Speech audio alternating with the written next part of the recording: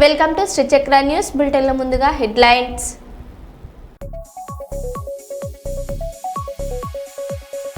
మహబూబాబాద్ జిల్లా కేంద్రంలోని ఆశా వర్కర్లు సమ్మె బాట. ఆశా వర్కర్లు భిక్షాటన కార్యక్రమం.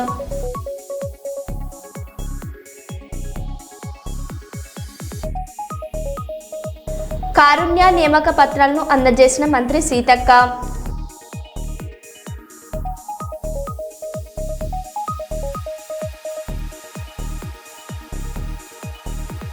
విశాఖలో మాధవాధార కనక మహాలక్ష్మి ఆలయంలో చోరీ.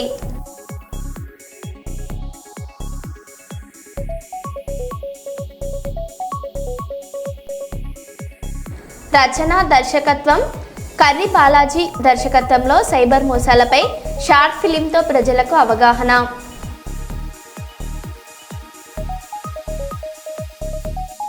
సంకల్బాగ్లోని శ్రీ భద్రాద్రి సీతారాముల ఆలయంలో పుష్పయాగ మహోత్సవం.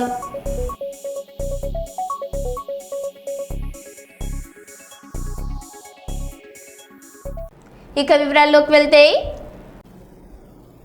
సీఎం రిలీఫ్ ఫండ్ చెక్కులు బాధితులకు అందజేస్తున్న మాజీ ఎమ్మెల్యే బైరెడ్డి రాజశేఖర రెడ్డి.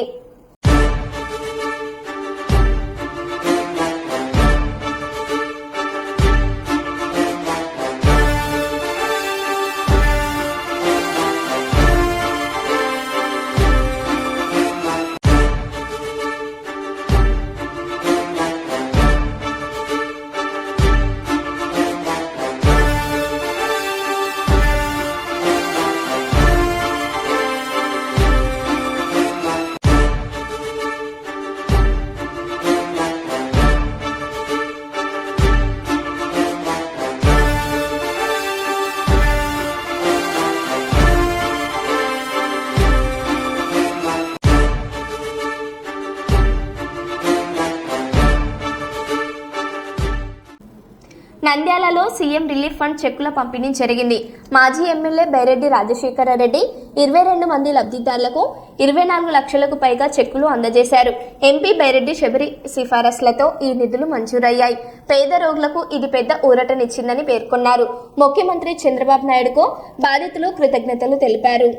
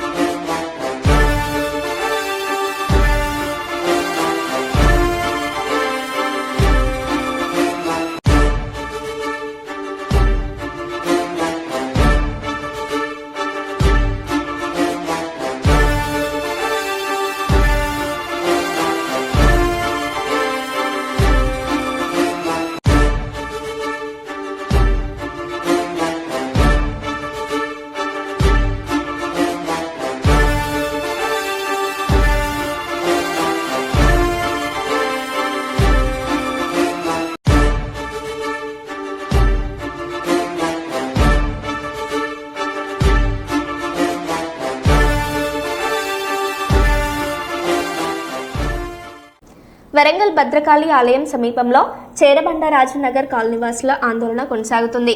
ఎమ్మెల్యే నాయన్ రాజేందర్ రెడ్డిపై తీవ్ర ఆరోపణలు చేశారు. కాలనీలో నివసించని వారికి డబుల్ బెడ్రూమ్ ఇల్లు కేటాయించారని మండిపడ్డారు. 23 ఏళ్లుగా నివసిస్తున్న తమకు న్యాయం చేయాలని డిమాండ్ చేశారు. పక్కా ఇల్లు నిర్మించకపోతే ఆందోళనను మరింత ఉధృతం చేస్తామని హెచ్చరించారు.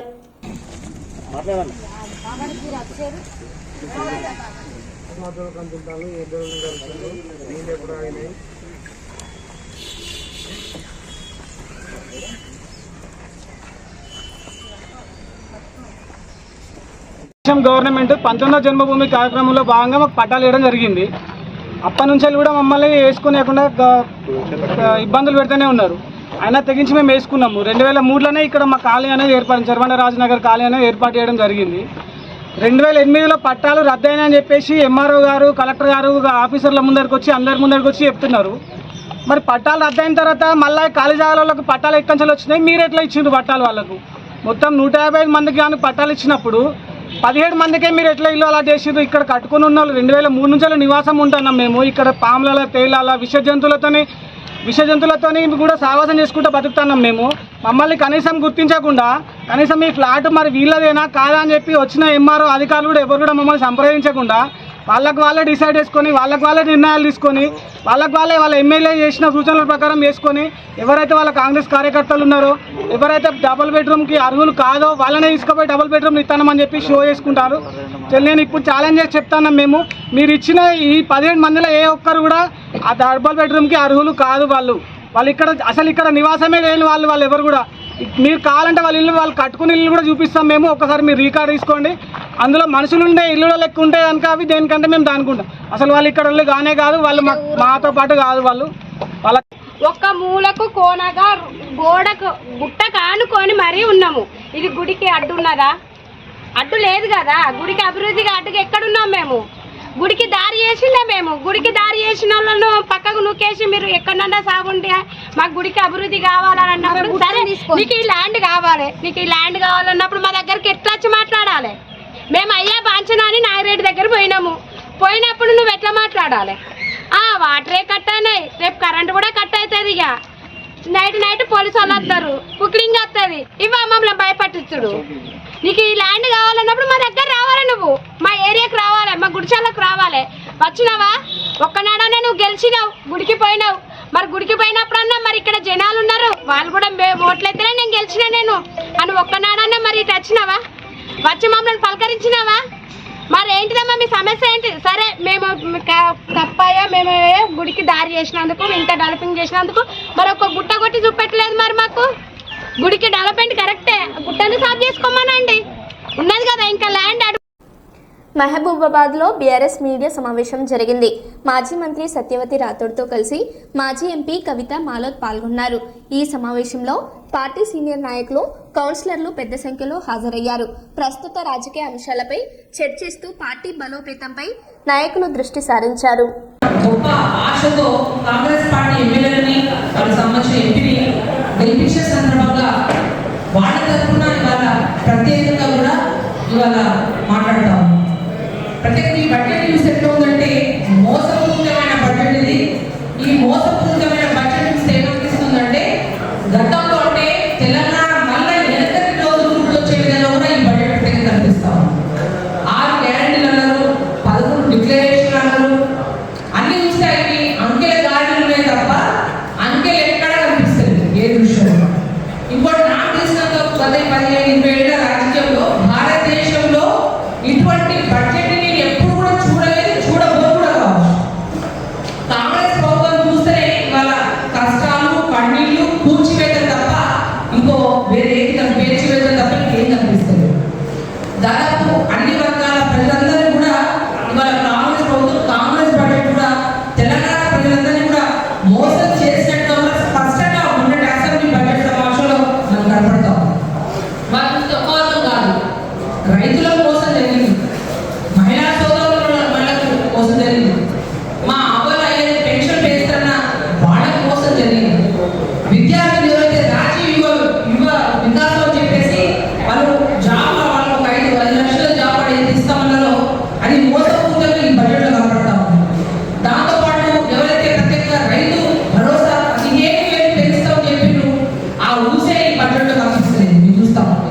2 లక్షల ఉద్యోగాలు ఇస్తామని చెప్పారు.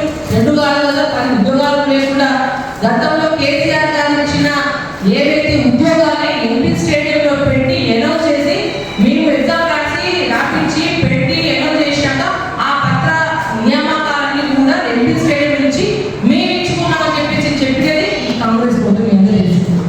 ఇంకా ప్రత్యేకంగా అయితే ఇవాళ మా మహబూబాద్ జిల్లా వరకే మనం మాట్లాడితే గోర్నకల్ నియోజకవర్గంలో ఉన్న మహబూబాద్ నియోజకవర్గంలో ఉన్న మహిళల సంఖ్య ఎక్కువ, పురుషుల కంటే మహిళల సంఖ్య ఎక్కువ. మా మహిళా మనులు కూడా మా ఆడపిల్లలకు పెళ్ళైతే తులం బంగారం ఇస్తారేమో గొప్ప ఆశతో కూడా ఆ కుటుంబం మొత్తం కూడా వాళ్ళు కాంగ్రెస్ పార్టీ ఓటేసింది. కానీ తులం బంగారం ఎక్కడ పాయే, మరి ఈ బడ్జెట్లో తులం బంగారం ప్రస్తావన ఎందుకు రాలేదని మీడియా ముఖంగా ఇవాళ కాంగ్రెస్ ప్రభుత్వాన్ని అడుగుతాము.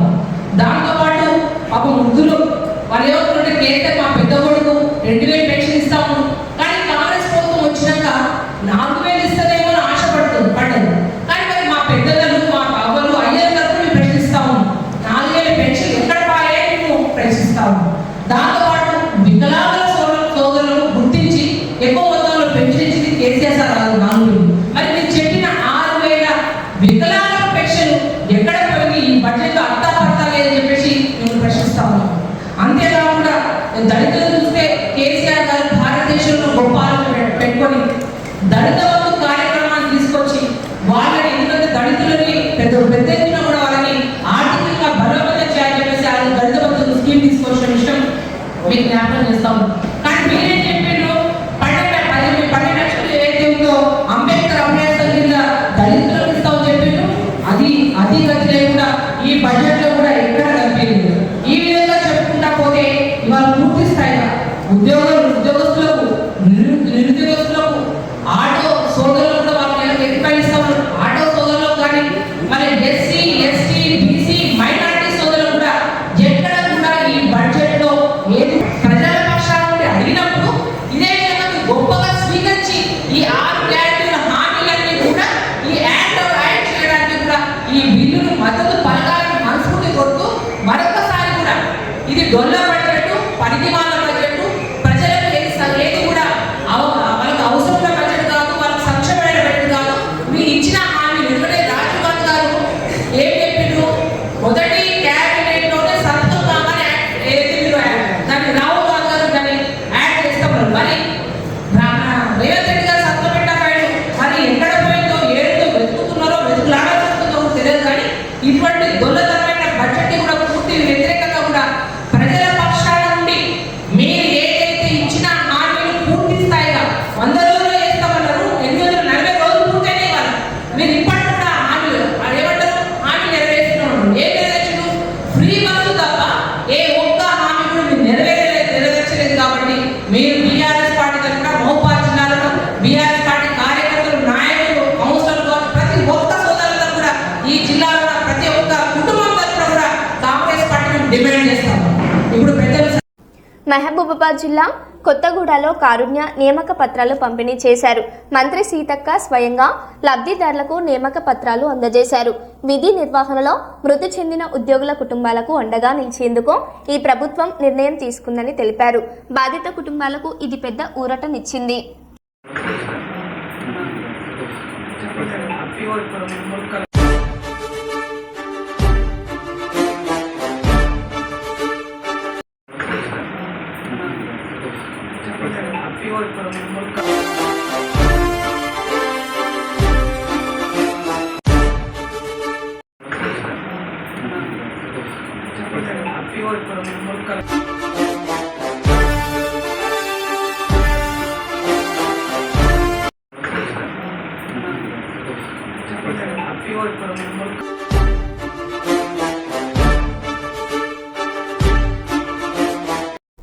గుంటూరులో వైఎస్ఆర్ కాంగ్రెస్ పార్టీ కీలక భేటీ జరిగింది.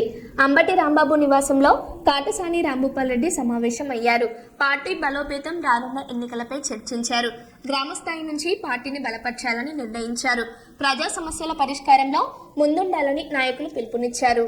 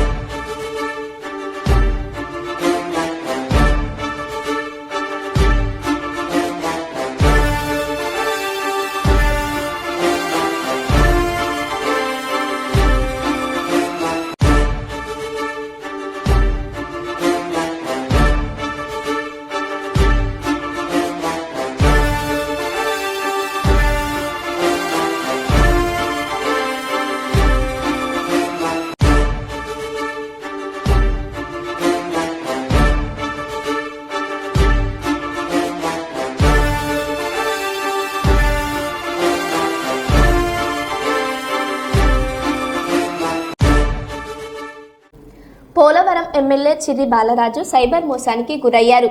ఆర్టీఏ చలానా పేరుతో వచ్చిన లింకు క్లిక్ చేయడంతో ఆయన ఖాతా నుంచి 12 లక్షలు మాయమయ్యాయి. జిలుగుమిల్లి పోలీస్ స్టేషన్లో కేసు నమోదు చేశారు. అపరిచిత లింకులపై జాగ్రత్తగా ఉండాలని పోలీసులు హెచ్చరిస్తున్నారు.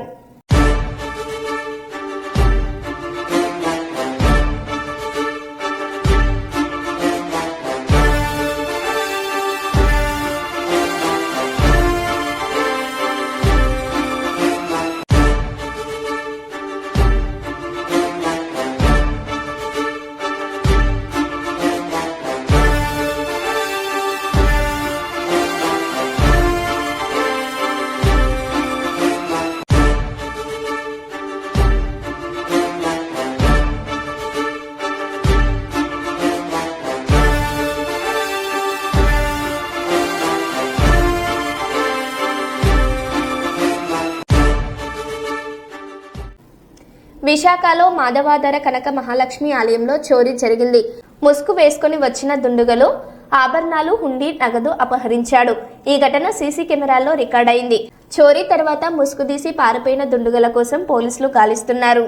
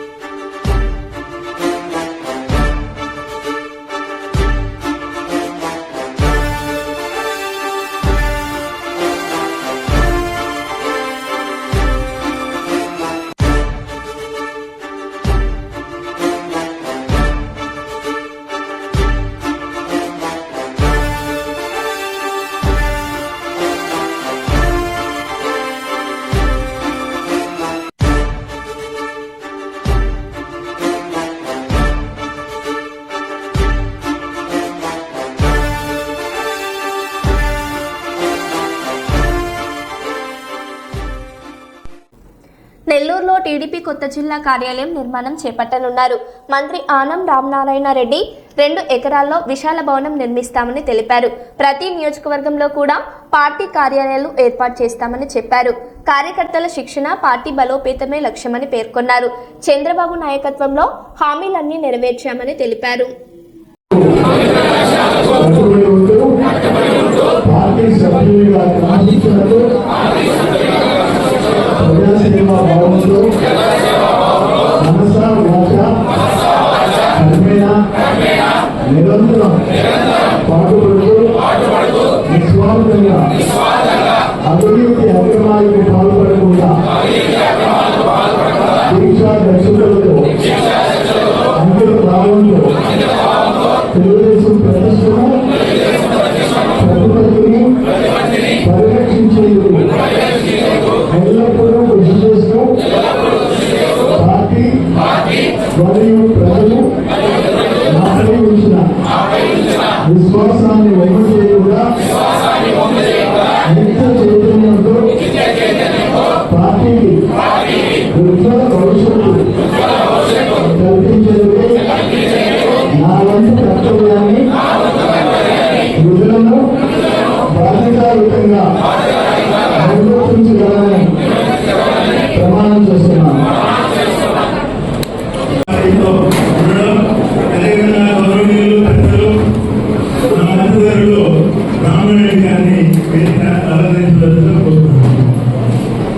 ఈరోజు తెలుగుదేశం పార్టీ చంద్రబాబు నాయుడు గారు ఆయన బాధ్యత తీసుకున్న తర్వాత 4 దఫాలు ఇచ్చాం, 2 దఫాలు పెట్టాం, 3 దఫాలు పెట్టాం. ఈ సిద్ధించే రాజకీయాల్లో